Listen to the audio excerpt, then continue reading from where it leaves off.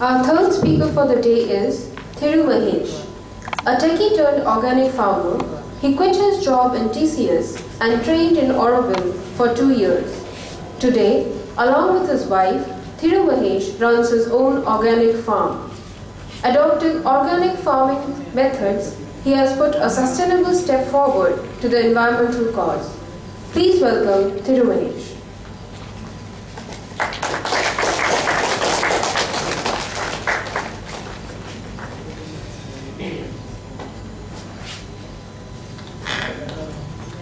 It's been a long time since I talked in front of a mic to an audience, so I have no PowerPoint presentation as such. I just wanted to share my experience in the last few years, which I had in Oroville as well in the farm.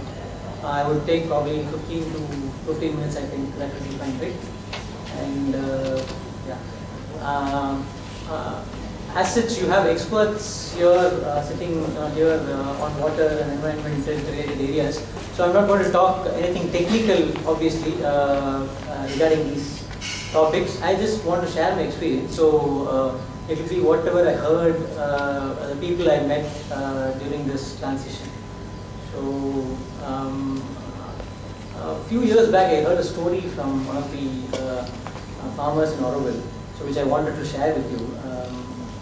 Basically, you would all heard about a puzzle where there is a farm and there is a weed in the farm which will double, or a flower in the farm which will double every day, and it will fill in 30 days. And how full the farm is on the 29th, or the pond is on the 29th day.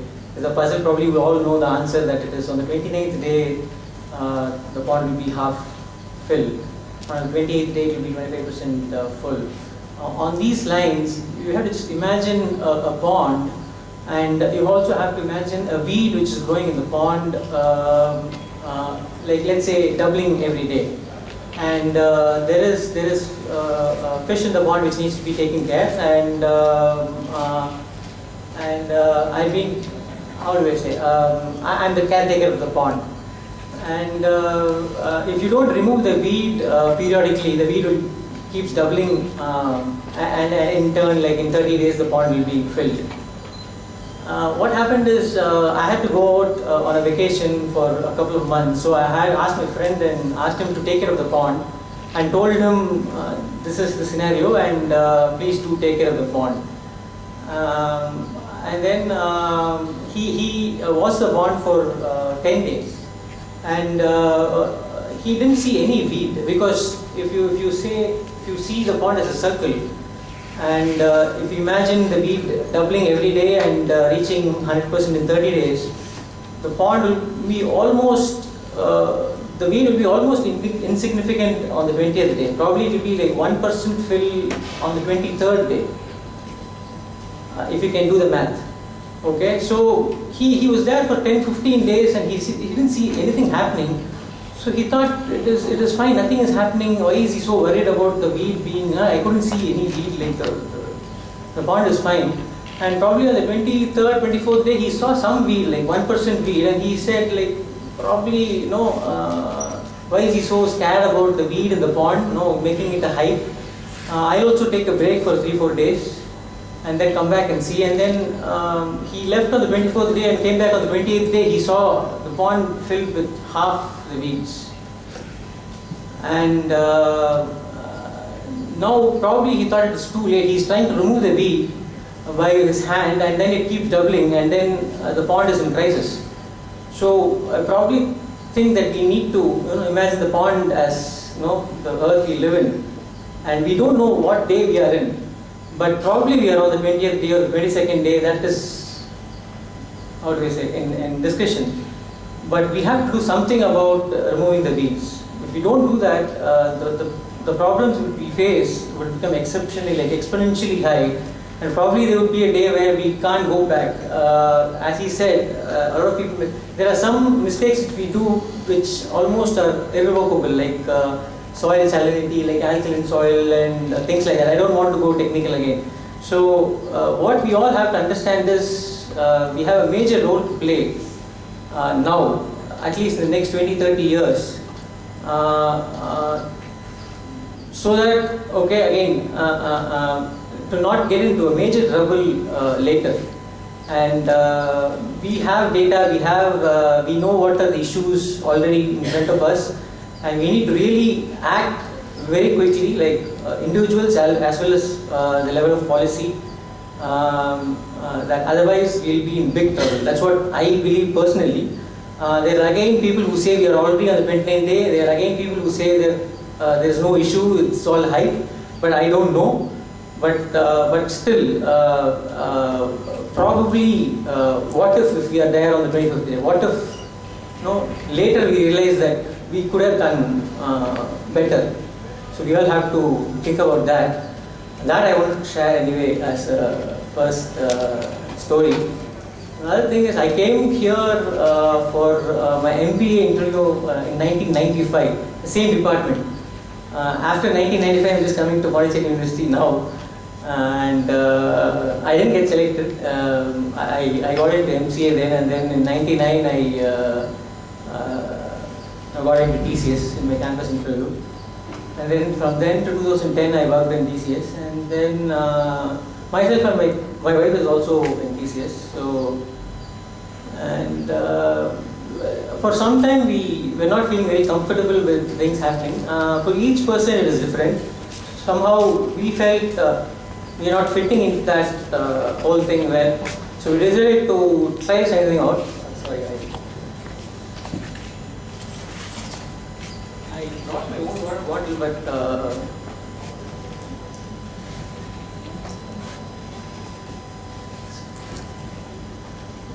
yeah. So in 2010, we came to Auroville. We volunteered in a couple of communities, and then we stayed there for around 2 years.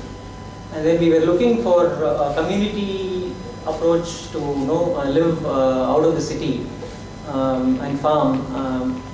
But we didn't have enough people strength. I could have become an Orwellian also. That was also an option for me, but somehow I didn't want to take that for many reasons.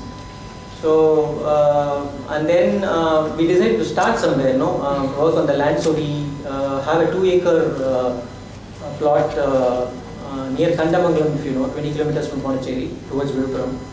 And we are having a small garden. We try to grow some trees, and we are growing crops for the last 2.5 years. It's a lot of learning. And I'm not doing anything, we're not doing anything commercial right now.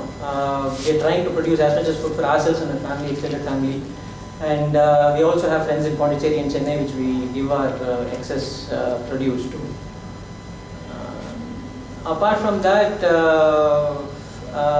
the first project which we worked is in Auroville again. It's called Sadhana Forest. I don't know whether you've been to Sadhana Forest, any of you. It's near the Auroville Banur area, as he was mentioning. It is a really barren 70 acres of land, and they are doing for the last 10 years water conservation in forestry. And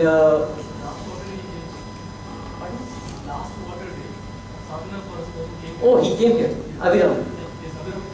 Okay. And then I don't need to tell anything, I think. But what I understand from them is, with respect to forestry, if you want to grow trees first, you just can't go to a place and dig holes and plant trees. Probably if the water table is high and water is available, then it's fine. But in severely eroded places, you have to first improve the water table as well as the water retention level of the soil. And then plant trees. Probably your success rate will be high. So what they did initially is the initial 5-6 years they totally concentrated on improving the water table by check dams, small ponds, small pits, swales and bunds. I don't know whether you're aware of that. Contour mapping of swales, and in last 10 years they've almost seen a 6-meter improvement in the water table. And I've been there in 1998 also, and now if I go see there, I can see a huge difference on how the trees are there, and it's a very concentrated, slow effort. Like it taken them 10 years, and probably it will take another 30-40 years for that to become a forest, but still they're working on it. And the important part is you can ask, what is the big difference in having a 10-acre forest when we can have, the issue is too big. What can a 10-acre forest have an impact? But there are two ways to see it. One is those are, obviously it is a small effort, and two, it also gives an idea to people. It gives it motivates others, you can say. It is just a project which has inspired so many other people to get into lead their lives in a very simple way. So that way it has a huge impact. And later, after a year, we moved to another project where they were working on purely soil reclaiming techniques. And it is all very simple methods they use. That also is a barren piece of 6-acre land. And nothing high-tech. What they did was they planted a few local trees which grow really fast in that area, and a few shrubs, and they grew those for like close to 7-8 years. And once they grew and the trees fall, again the soil became slightly richer, still bad but slightly better. And then after doing this for 10 years, now slowly they're introducing other varieties of plants which wouldn't have survived 10 years back, but now they're catching up. And whatever the initial trees that, the fast-growing trees, now they use it for making charcoal and putting back to the land, taking those leaves, and then slowly they're trying to form a small forest there. So these are the techniques which they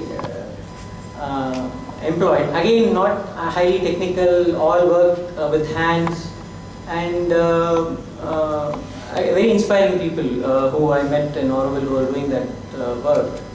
And when I see these people, again I hear another, I want to tell you another story which one of my friends told me, which is very, very relevant in this time, is there was a king who asked all his subordinates to pour water in the midnight at 12 o'clock in the night, and he wants to see what happens. You heard of that story, right? If I am right? No? Okay, there was a king who asked people to come and pour milk in the well in the night. For some reason, I don't know the whole story, but for some reason he told that. And what happened was, the next day, a lot of people thought, I poured water, and what would happen? Nobody would know that I poured water. Why should I waste milk? Okay, that's the idea of the story. And the next day, there was only water. There was no milk in it. And to tell the story in a different way, what happens in a lot of scenario in life is, we are tempted to do certain things because we think we are pouring milk, but others are pouring water. We find a reason to not do something because all others are doing, why shouldn't I do? And we are all totally pouring water in the well just because others are pouring water. So somewhere somebody needs to start pouring milk, even though it is a waste. And I see these people are pouring milk at any cost. Okay, so I get an intention to pour milk, and you definitely know there are other people who are pouring water. But one thing I want to tell you is, whatever it costs, if the milk part is the truth, and let it be in corruption, let it be in pollution, we try to find reasons to do certain things.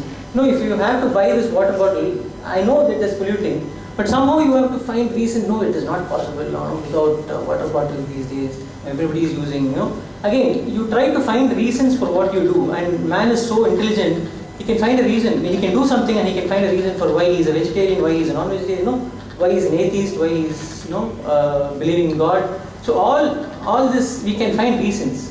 But if you see the truth, and see, are you finding reasons to do things? Are you really doing this because it is right? Because you might all go and work on government agencies, on projects, and in your work, and most of the times because of profits you had to cut corners. I don't know. It is very difficult to be nice, truthful in this era. and because of this, giving this as a reason, people tend to cut corners, and even big organizations tend to cut corners for making more profits. And I don't want to get into all that now. I think you all have seen enough documentaries about the whole issue and heard from my professors. But what I wanted to tell is, please pour milk irrespective of what others do. And if we have 90% of the population pouring milk, again the story of the wheat comes through. We will be forced to pour milk in the future, but at least if you are intelligent enough, you'll start pouring milk and, how do I say, make the well a proper well. Okay. I think that's what I wanted to tell. If you have any questions, you can ask. Otherwise, I thought because when he came and asked me to talk, he wanted a small farmer to come and talk. I have nobody here. Like, I've just been farming for 2.5 years. There's been people farming for like 40, 50 years with a lot of experience. But still, I thought I'll share my experience with you.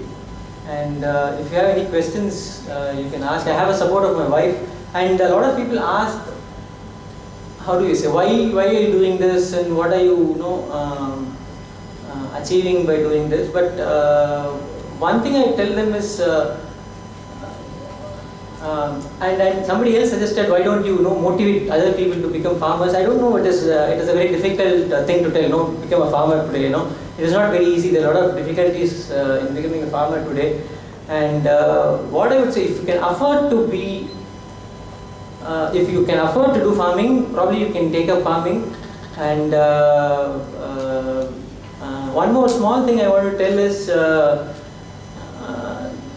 how we see happiness is also very important. Again, I'm not talking technically. You have to think deep, what you really want in life. I recently read an article that young generation these days have very, very high expectations out of life. What had happened is, 50, 60 years back, your parents went to a job, 40 years they worked, from their 20s to 60s to make their family from one level to the next level. It took them 40 years, and previously it took another 40 years for that to happen. But somehow now we want things to happen very fast. You want promotions in 5 years, you want to know, and nothing wrong in it, but our expectations have become too high, I would say. And then sometimes if we don't meet our expectations, we get dejected, and then there is depression. And it is good to dream, aim high, all that, but keep your expectations low. We are not all extremely talented. We are all ordinary people here, most of us. So you have to keep your expectations in the right way. I don't know whether I am telling the right thing, but very few people are extremely talented, to pursue in their life and do really big. But if you feel you're an ordinary person, you can find happiness in ordinary things, like watching the sunset, watching a plant grow. And there is extreme amount of happiness, I would say, myself. If you plant a seed and if you watch it grow, there is extreme amount of happiness. I can definitely tell you that when you see growth and when you see change, I think it is all inbuilt in us. So there is extreme amount of happiness when you are in nature, because we are all been like that. Evolution has been like that. So that I can guarantee you. If you want happiness in life, you can be a small farmer and be really, really happy in life. But we are all tempted by the other people who are pouring water, and then we also want to go pour water. And I think that's the major issue we're facing today. Okay? Thank you very much.